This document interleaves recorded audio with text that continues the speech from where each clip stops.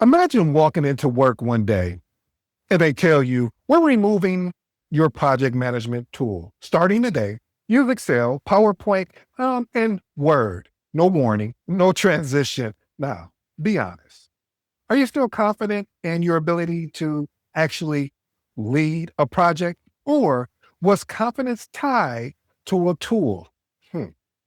Think every project manager in that room had that same face. Nobody said a word. Eyebrows were raised, slight kind of head tilt. They were thinking everything, but not saying it out loud. They wanted us to fail. That's what we were all thinking because we had just been told Microsoft project is going to be taken away. No rollout plan, no replacement, just use Excel for your schedules. Use PowerPoint for your status report. And you know that thing called Microsoft Word? We're going to use that for our project plans. Let me pause here parenthetically for just a quick second. I just want to say project plans and project schedules are not the same thing. Okay, I'm sorry. Let's get back to our original broadcast. See, you could feel the intensity, the excitement. Okay, there really wasn't no excitement. You could feel the frustration in the room. It was tense, the quiet frustration, because in their minds, we had just lost control. The one thing we thought we actually needed was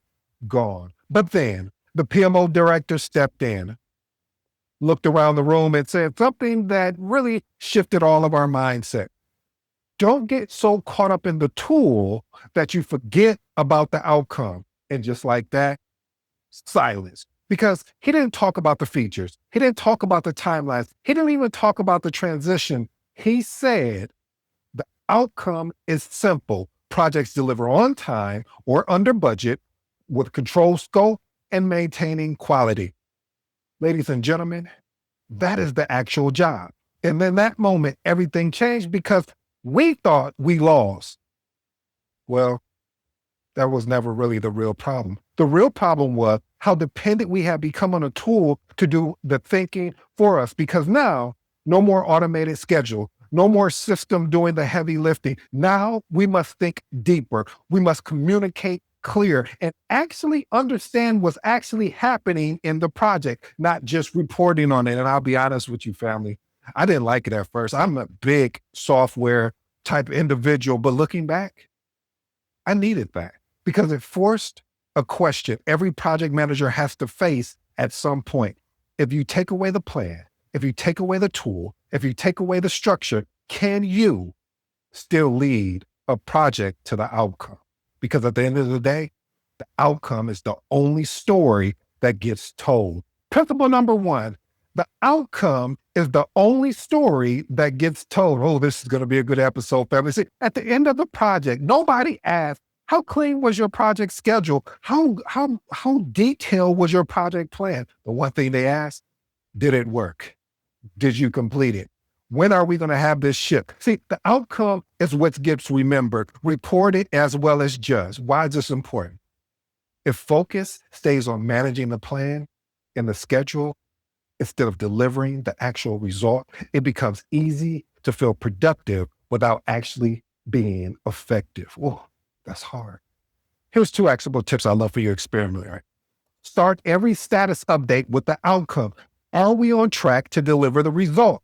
This is either a yes or no, and then explain why. Next one, tie every task back to impact. If it doesn't move the outcome forward, question why does it exist? Here's my professional advice, family. Shift language from are we on schedule to are we on track of delivering whatever that item is? And finally, in order to focus on the outcome, something must and has to change about how you view the plan. Principle number 2, plan is a starting point, not a contract. I came here to cook today. You guys got the dishes on this one. See, plans are built on assumptions at a point in time. When execution starts, reality starts testing those assumptions immediately. I've seen project managers after a project charter has been signed off on, and they want to go back and change the charter. It was like, wait a minute. No, we don't go back and change the charter, the project charter, if we're already in initiating, basically working on our project management plan.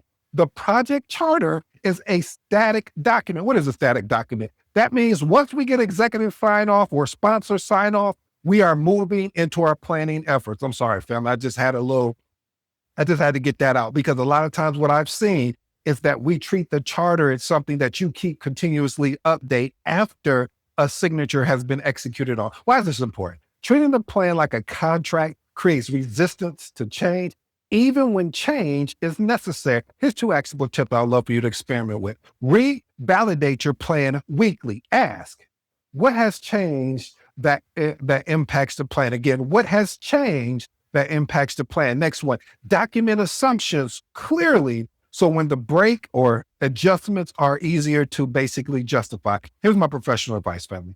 Don't defend the plan. Defend the decisions to adjust when it's needed. And once you stop treating the plan like something that can't change, you'll finally focus on what actually matters. Principle number 3, protect the objective, not the method. Ooh, I like that, family. See, there are multiple ways to achieve the same outcome. The method is just one path, not the only path. Why is that important? Overcommitting to one approach can block better, faster, or even just more realistic solution. Here's 2 actionable tips I'd love for you to experiment with. When blocked, ask your team for 2 alternative paths to reach the same goal. Next one, reframe discussions from this is how we planned it to this is what we need to achieve. Here's my professional advice, family. Strong project managers, no. Exceptional project managers are flexible in their approach, but firm in the outcomes. And when that method breaks, that's where most people panic. But there's actually opportunity that is showing up in front of you. Principle number 4, constraints reveal creativity. See, when resources, tools, or timelines are limited, teams are forced to think differently. I don't know about you, family, but I love to think differently because see that pressure? It creates better solutions. See that pressure creates better opportunities. See that pressure allows me to stretch further than if I wouldn't have received the pressure in the first place. Why is this important? Seeing constraints as blockers, it limits progress. Seeing them as challenges, watch what happens. It unlocks innovation. Experiment with these actionable tips. When facing a constraint, ask, if we had to deliver this anyway, how would we do it? See, that opens up another part of your mind because sometimes we can get so caught up on the problem that we can lose our focus or our vision onto the actual solution. That wasn't even part of today's episode, but that's a free tip just to give you anyway. My next tip, set short problem solving sessions focused on solution, not problems. Here's my professional advice, man. Some of the best project decisions don't come from planning. They just don't, because you're planning against what you believe could or possibly happen. They actually come from pressure.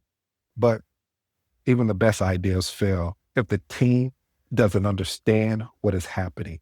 Principle number 5, your team needs clarity, not complexity. When plans become too complex, when schedules have 600 lines but have no direction or no vision, when teams lose focus, is because they are confused on how we're going to execute. So confusion, watch this, family, it slows execution down and it delays the direction the project is going. Why is this important? Clarity, it keeps everyone aligned. Clarity, it helps you understand where we've been and where we plan on going. And if that plan is interrupted, then we know we need to change quickly. Here's 2 actionable tips I'd love for you to experiment with. Simplify communication. Again, simplify communication. What's the goal? What has changed? What do we do next? Next one. Repeat key priorities consistently so there's no confusion on direction. Here's my professional advice, family. If your team is asking the same questions repeatedly, it's not them. It's the clarity that you've provided.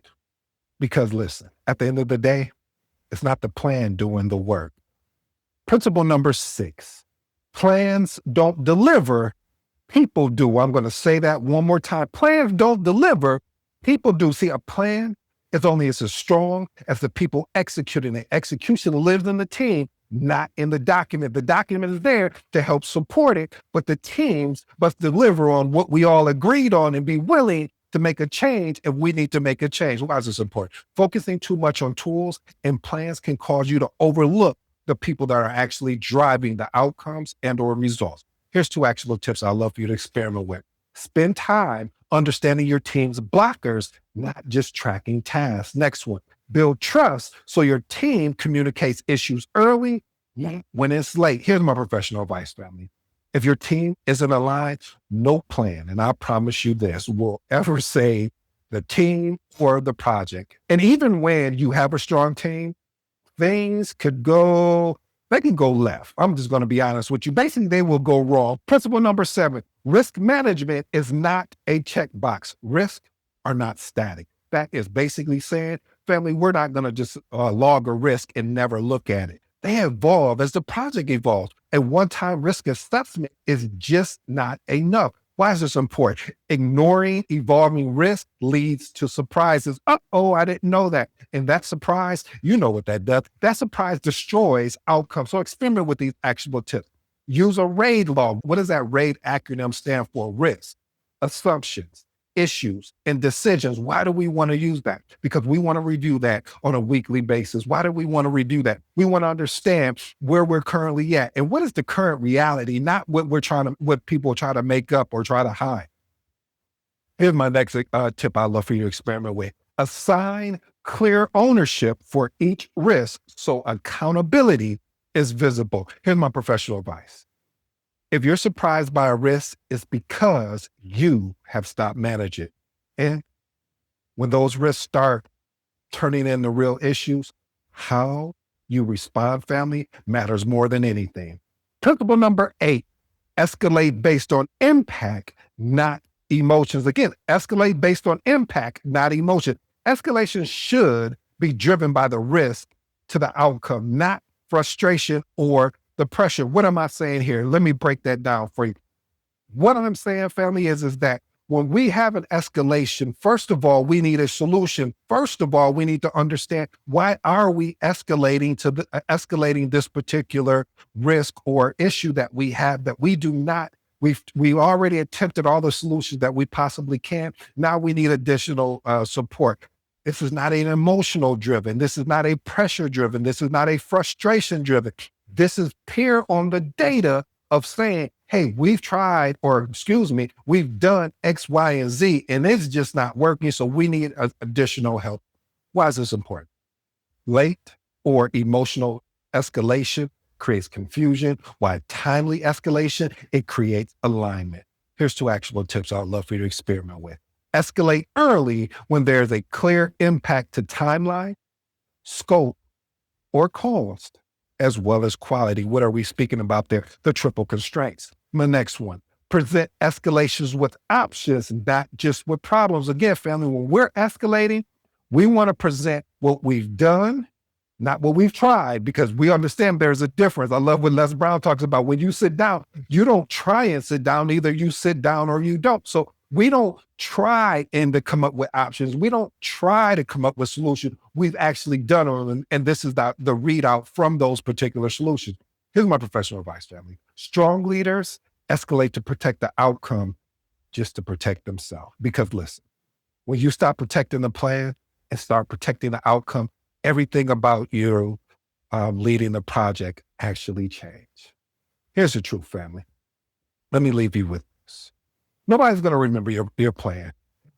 Nobody's going to remember your project schedule, your tool, how well you document it, but people will remember how they felt when the project was slipping. They will remember when timelines had to be moved. They will remember when trying to figure out what was going on and how you supported them. And in those moments, they will judge you. I'm sorry to tell you, but they will question your direction. They will even question your decisions. And that pressure alone is really real. That is the realest thing when you're a leading project. And that's the part of the role as being a project manager that nobody really talks about out loud.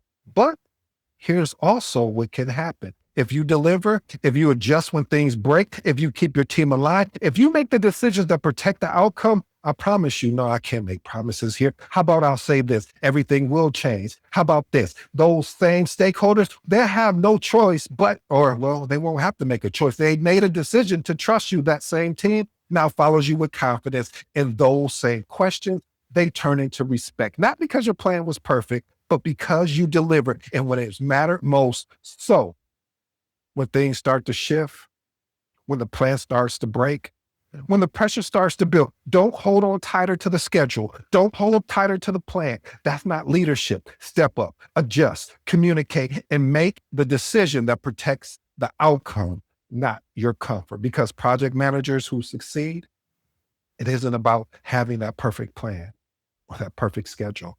It's the one who can still deliver when everything starts to fall apart at the same time while people are watching.